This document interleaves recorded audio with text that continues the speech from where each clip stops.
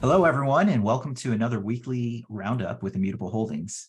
My name is Billy Baxter, Head of Corporate Development and Operations. And I'm Jordan Freed, a president and CEO of, well, I'm actually not a president. I don't think we have a president. I'm chairman and CEO Yeah. of this. And I just got excited at the beginning of this, Billy, because we're wearing the same hoodie. Do Oh, you want yeah. to show yours? And Yeah. maybe this is a good place for us to start on because we're showing some swag for NFT.com. So, Jordan, we covered this on last week's episode. We're inching closer to public beta. I guess like on that front, like I guess what should users or people in our community out there be kind of aware of, or we covered like what are the events that will take place announcing public beta, but what are the things that we're preparing on our side in advance of? Yeah. And while I'm talking about this, I'm just going to do something a little bit differently and share my screen here because I want to show all of our listeners NFT.com itself. I'm really excited about what we built. You can see we have a Nice. beautiful homepage. If I scroll down, you can really just see the design team, I think, has done an amazing job.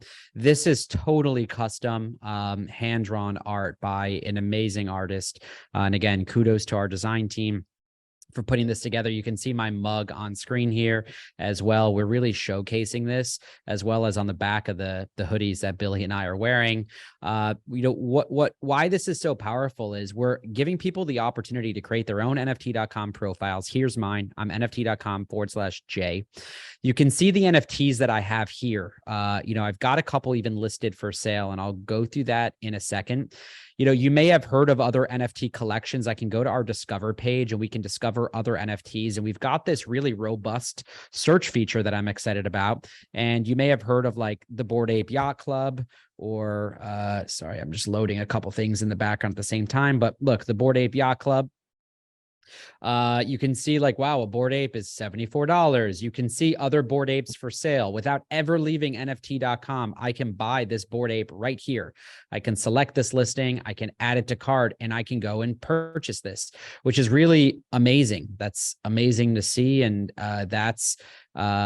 you've never left NFT.com to be able to buy this on OpenSea. Similarly, the other thing that's really exciting for me on NFT.com, and I'm really testing the capabilities here because I think the in the, what do they say in the product world, you should never do a live demo, but I'm going to do a live demo just for the purposes of this. I can actually select this NFT. And then what I can do as a logged in user of NFT.com is I can click list NFT.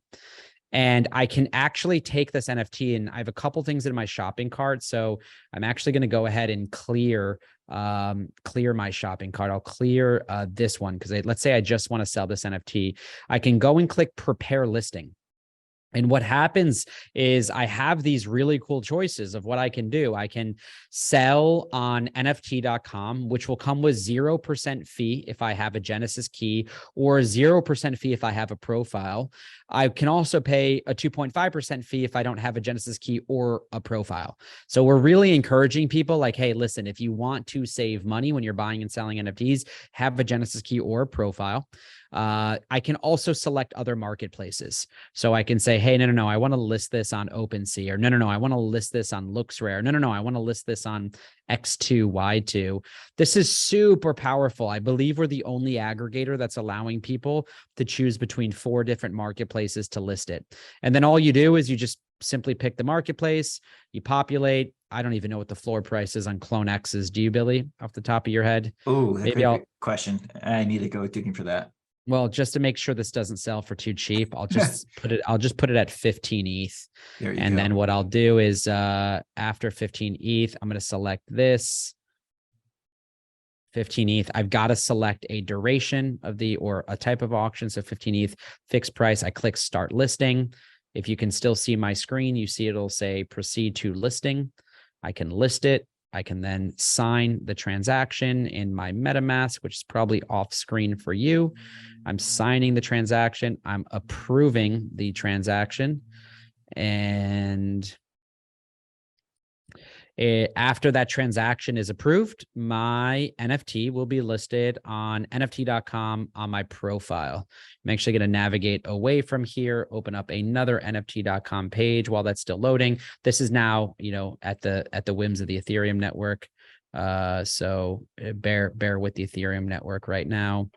While this is going, I'm going to go to my profile, and we can see it's still not listed, still going.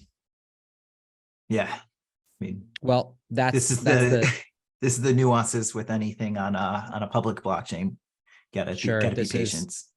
So this is just going on in the background. All They're successfully listed. So that's on the Ethereum network. Obviously, not the fastest network in the market today, but it's now listed. I can click share.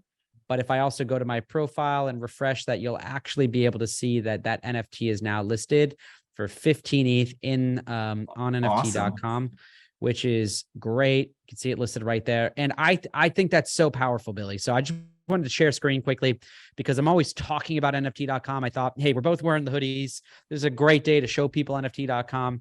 So yeah, hopefully you like that little tour. That is all in private beta right now. So when I've been saying private beta, I mean, I have a Genesis key. You have a Genesis key. We've all been testing that. And now that's going public. So that user experience rivals that of OpenSea, of X2Y2, of LooksRare, of Blur, of the other sort of top marketplaces in the market. Of course, all of us are constrained by the same tech limitations of the underlying protocols, but that experience will only improve. We're working on loading images faster. We're working on page load times. But for a first version, for a public beta, we're really close. So I'm excited to share that. Kudos to the team. These sweatshirts went out to our engineering and product team and marketing team and everyone that's just really hard at work, that's been making this a reality. So teamwork makes the dream work. Yeah, that's awesome. And thanks again for sharing those, kind of walkthrough there.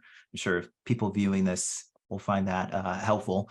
And I guess, like, as we covered like on last week's episode too, we're very, very close to announcing the public beta. So anyone that's watching this, be on the lookout on all of our official channels, both Immutable Holdings and also NFT.com, for when we make that announcement.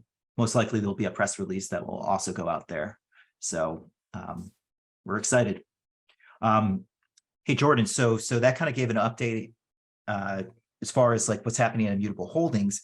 Now, if we take a step back and look at the markets overall, the NFT market, as we've been talking about over the past couple of weeks, is seen some promising signs of revitalizing itself in light of 2022. One thing I've noticed is like some of the volumes and also the amount of users in the ecosystem has been relatively stable since the beginning of January. But also we're seeing some other interesting projects releasing into the space. So I guess this is kind of our weekly, hey Jordan, what's your thoughts on the broader kind of like NFT market, especially as we're getting ready for the public beta there? Yeah, I just want to share some stats on, the NFT market in particular. And of course, there's a lot of excitement in the broader crypto market. But if we just look at the NFT market for a second, in the past 24 hours, there's about 16,500 buyers of NFTs. The market cap globally for NFTs right now sits just shy of 22 billion US dollars. And in the past 7 days, the volume's up about 5% at about $212 million. And again, in the past week of volume, we are 4,000 people shy of 4 million unique holders on the Ethereum network of NFTs. But the stat that's probably most exciting for me, Billy, when we're looking at the data is really the jockeying for position in the NFT space. Some of my favorite graphics are, some of those time lapses that show top internet browsers over history, right? It starts in like 1995. We're all using Netscape or Mosaic, and then it's Internet Explorer, and then, new browsers are introduced, and there's the Firefoxes and the, in the Google Chrome, right? And then all of a sudden market share just completely goes in a particular direction. And the same thing has happened in so many different industries, right? People just jockeying for a position. These are the biggest companies in the world by market cap, or these are the top social networks. And it always changes. It wasn't Friendster and MySpace forever. Facebook came along. And it wasn't Facebook forever, right? Instagram came along, and of course they became one company. And, there's other tools. Snapchat rises and, it gets their position up on the map. And what's happening in the NFT space is fascinating. The sort of the large player in the NFT space has for a long time been OpenSea, which we discussed, raised money at a $13.3 billion post-money valuation near the top of the market. But these NFT marketplaces, if you look at them, do a very bad job locking these 4 million users into their ecosystems. We're not fighting over 30 million users. We're not fighting over 100 million users. We're not even fighting over 10 million users. We are fighting over 4 million unique people that hold NFTs on the network itself. And that's a very, very small number. 4 million, that's not a daily active user number. Those are just holders. Those are accounts that have NFTs in them. So what it shocks me, Billy, to just point out the stat without beating around the bush, is the volume. When you compare the top marketplaces, and I'll just give US dollar terms, over the past 24 hours, the volume on OpenSea was about 17, just shy of 18 million US dollars. And on X2Y2 was just over 14 million. So you can see quite close there. Blur is in a close third at about 11.5 million. And then LooksRare, it sort of drops off from there. LooksRare is about 5.4 million there. If I take it over 7 days, though, okay, on the past 7 days, OpenSea made up almost half of all the NFT volume in the market, with about 106, past 7 days, again, 106 million US dollars. Then there's X2Y2, which is just over $100 million, so $102 million. So there's a $4 million difference there, Billy. And then you've got $90 million on Blur. And then it drops off to $30 million on LooksRare and elsewhere. But OpenSea is very close to seeing itself in the over the 7-day period. It had $4 million more in transactions occurred on X2Y2. X2Y2 would have beaten out OpenSea for that week. So what I think we're going to see is this massive shift, and why that's significant, why I'm talking about it is, I think it's a great time to bring an NFT marketplace to market. It'll be difficult for us to get up there with X2Y2 and Blur and to have a position up on that board to do meaningful volume like that. But over time, I'm very confident that we're going to see a massive change in the tools people are using in the NFT space. And I'm confident NFT.com can become one of those preferred destinations for people that are buying and selling NFTs.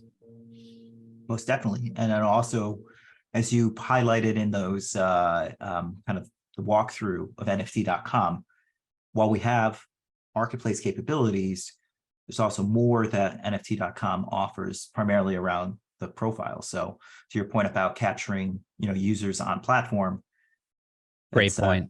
Potentially exciting opportunity that we present for ourselves, and also, our end users using NFT.com. So great point. Yeah.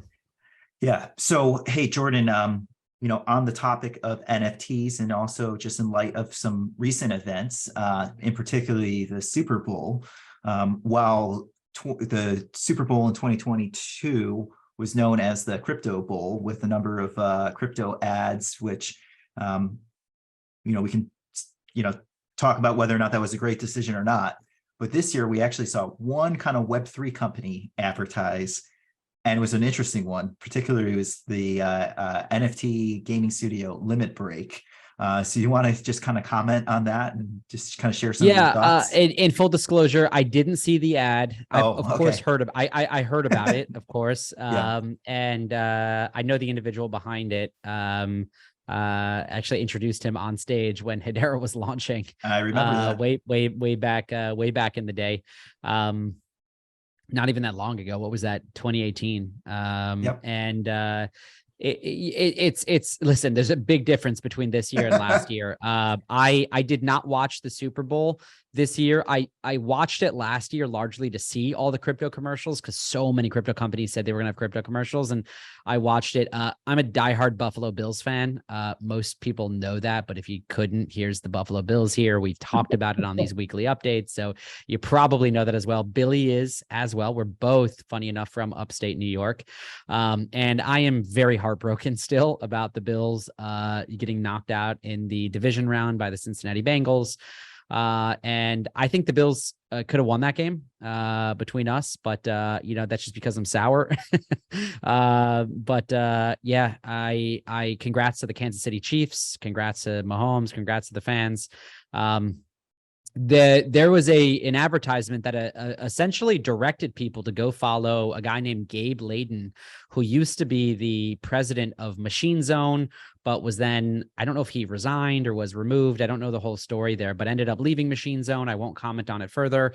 And now has a new gaming company. Gabe is at the sort of forefront of the gaming industry. He's a gaming pioneer, and he was one of the first to really call this trend of like gaming is going to go from this world where we used to pay for the games. Remember going to a GameStop or going to a store and buying the game, where that the game pays you to play it, where that there's economics associated with playing the game, and this whole like advent of play to earn.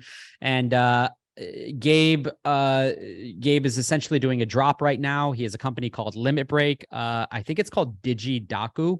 Yeah, it's one of their games. Yeah, and it's one of the trending NFT collections, excuse me, in the world right now. It's this the DigiDaku egg that you get, and supposedly it hatches, and there's something inside. You get another character.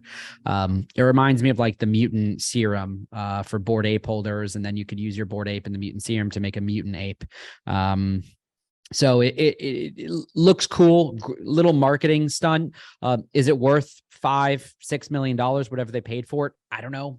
Not going to comment on it. Fortunately, that's not our burn. I'm incredibly weary of companies that are spending $5 or $6 million in any market. We look at what do they call it? The Super Bowl ad index of like all the advertisers from the past year.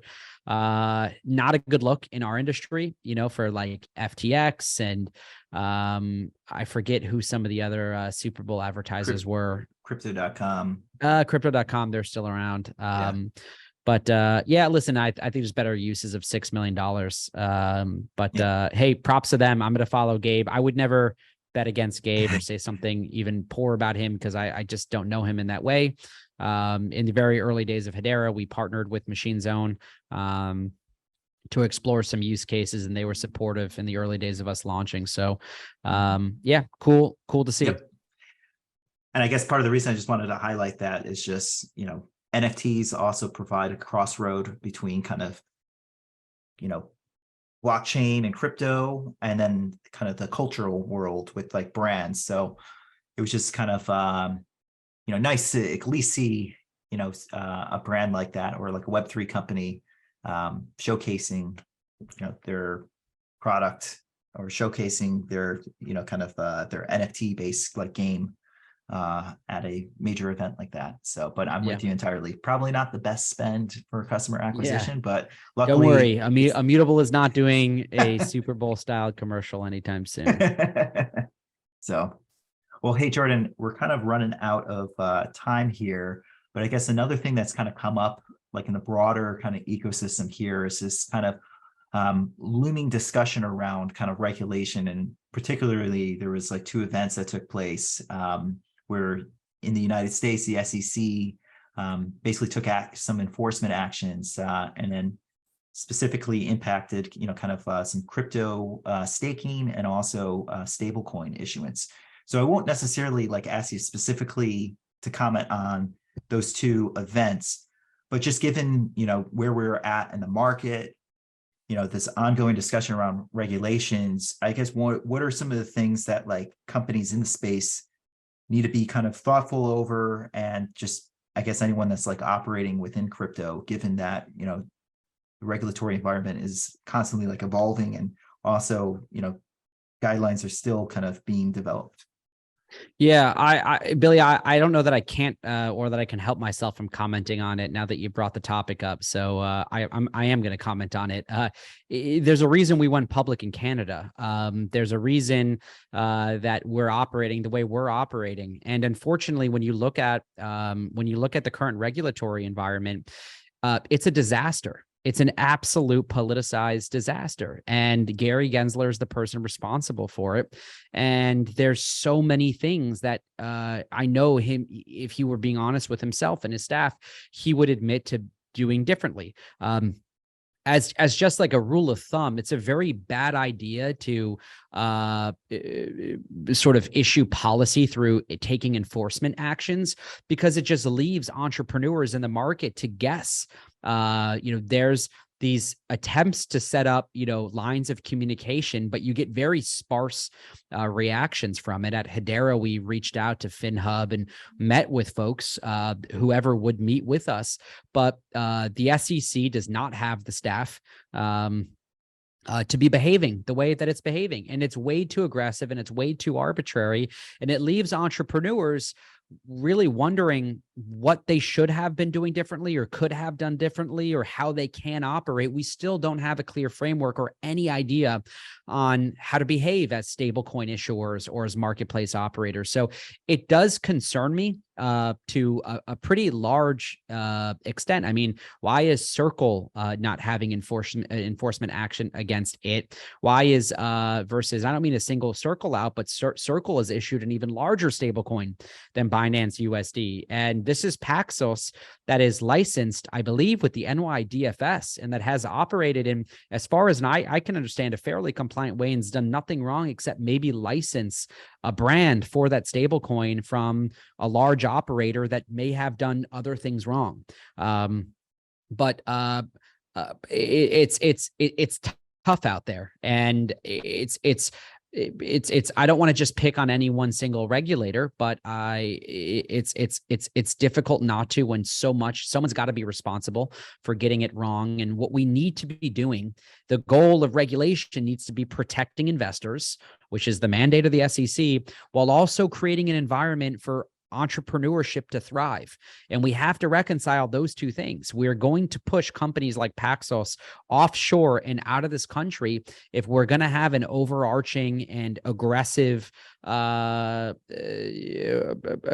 approach to the entire sector, like I think what we've seen under Gensler's administration. So listen, I'd ask for a lot more clarity, but these folks are still trying to understand the very basics of how, even DeFi worked. And while they were focused on DeFi, really under their administration, we saw, some of the biggest collapses in the CeFi space.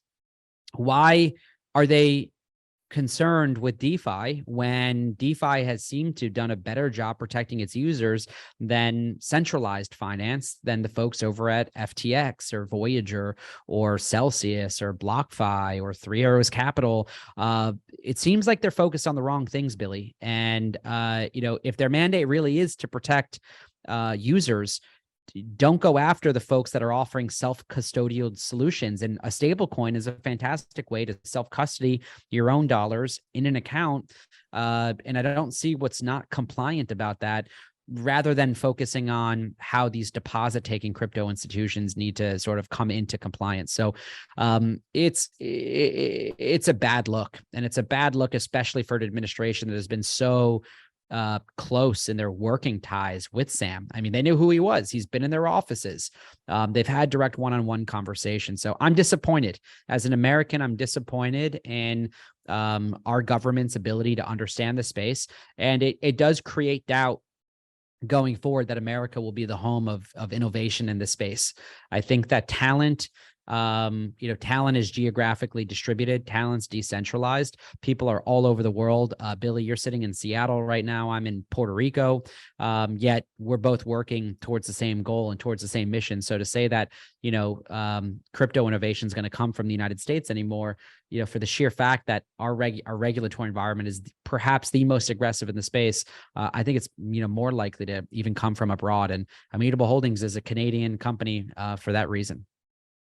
Definitely. And I'm sure this is probably not going to be the last time we're going to be talking about the looming regulatory environment, and also encountering some of these, frustrations across the space. Hopefully this comes, front and center in 2023, but I guess we'll have to wait and see and, kind of push forward. There are some candidates for 2024 that are so excited about getting crypto right that it gets me excited. And even though some of them may not be electable, and I don't want to say any names and I don't want to share political bias, I like that crypto is going to be part of the platform, right? It's very clear that crypto is going to be among the talking points in this presidential election. And that is exciting. We've come so far in 14 years, really almost 15. This October is 15 years, October 31st, 2008, the publication of the Bitcoin white paper. This will be the 15th year anniversary since the publication of that white paper. And look how far we've come. Now presidential candidates running for office to become the president have to have a position on it. And like, that's amazing. That's amazing how quickly the world has changed in 15 years. Yep. It's still so early and it gets me excited. And it also just makes me believe that this is not the last that we hear of it, specifically crypto and digital assets, right? So yep. I'm excited. Good topic to bring up. Yeah.